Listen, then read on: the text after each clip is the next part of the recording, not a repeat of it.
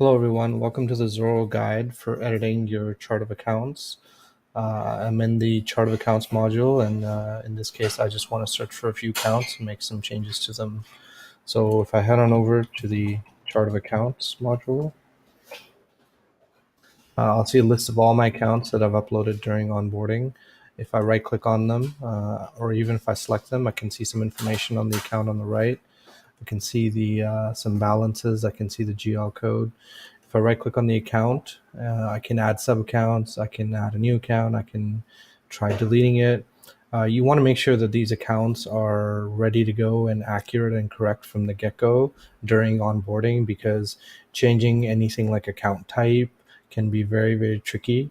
So it's recommended to finalize your chart of accounts during the onboarding process, and it'll be mentioned at that stage too.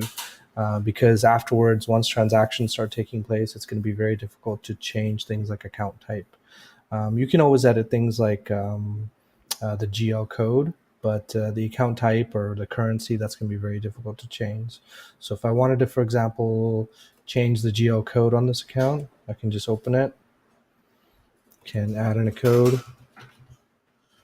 save, okay, and that's going to add the GL code. I can do advanced searching like I can in other centers as well. So I can pull up specific accounts and pretty much go from there.